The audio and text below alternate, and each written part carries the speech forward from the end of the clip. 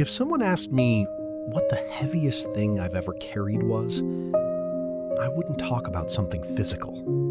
Not a box, not a suitcase, not anything you could see. Because the heaviest things I've carried in life were invisible. Worries, responsibilities, disappointments, regrets, expectations, thoughts I never shared with anyone. It's strange when you think about it. We immediately notice physical weight. Carry a heavy bag for an hour and you'll feel it. Carry it for a day and everyone can see the strain. But emotional weight works differently. You can carry it for years and nobody notices. Not even the people closest to you. That's what makes it so difficult. From the outside, everything appears normal. You still smile, still show up, still do what's expected of you. You learned how to function while carrying things nobody knows exist. And eventually, that becomes your normal. I think that's how it starts. Not with one massive burden, but with small things.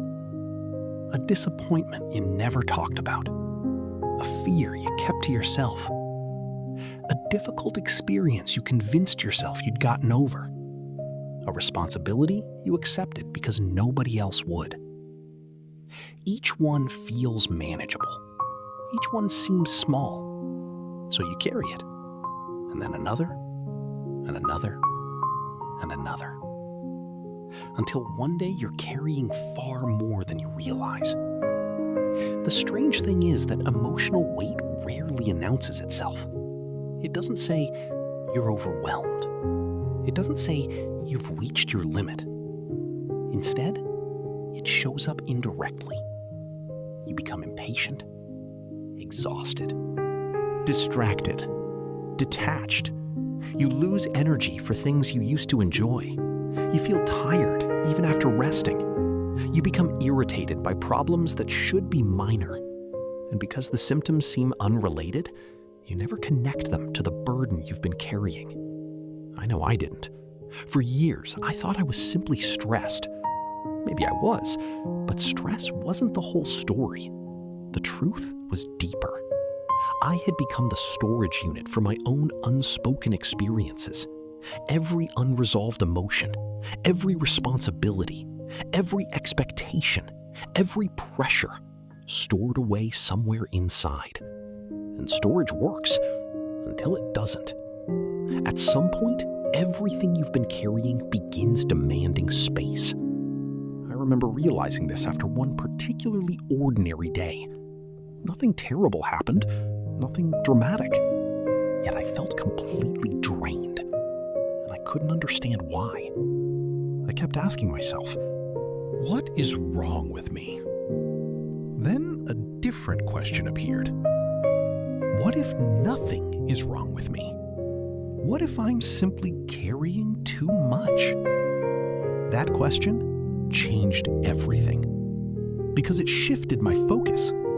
Instead of judging myself for feeling exhausted, I started examining the weight itself. And once I did, I noticed something surprising. A large part of what I carried wasn't even happening in the present. It was old pain, old pressure, old expectations, conversations that never happened, mistakes I never forgave myself for, responsibilities I accepted years ago, versions of myself I was still trying to prove wrong. I was carrying pieces of the past into every room I entered. No wonder I fight tired. Imagine carrying a backpack. Every year, someone adds another stone. One stone doesn't matter, neither do 5. But after enough years, the backpack becomes part of you. You stop questioning the weight.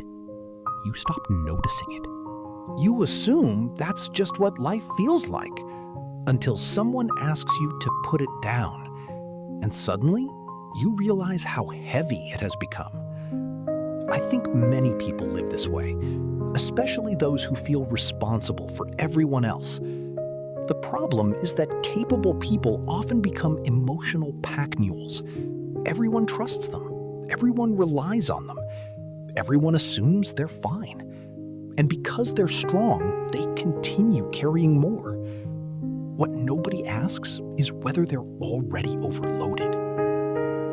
Strength is a strange thing. The stronger you appear, the less permission people give you to struggle, including yourself, especially yourself. You start believing that because you've carried the weight this long, you should be able to carry it forever. But that's not strength. That's survival. And survival has limits. Eventually, every person reaches a point where the burden becomes impossible to ignore. Maybe not through a breakdown. Maybe not through a crisis. Sometimes it's much quieter than that. A loss of motivation. A feeling of emptiness. A growing sense of disconnection. An exhaustion that doesn't make sense. Those moments aren't signs of weakness. They're messages. Signals that the load has become too heavy. And maybe the answer isn't becoming stronger. Maybe the answer is becoming honest. Honest about what you're carrying. Honest about what hurts. Honest about what you've been pretending doesn't affect you. Because weight acknowledged is different from weight denied. The moment you recognize a burden, you create the possibility of putting part of it down. Not all at once, not instantly, but gradually. One truth at a time, one conversation at a time, one act of self-forgiveness at a time. The older I get, the more I realize something. Life will always involve carrying certain things. Responsibility, loss, uncertainty. That's unavoidable. But suffering often comes from carrying things that no longer belong to us. Old guilt, old shame, old expectations, old versions of ourselves.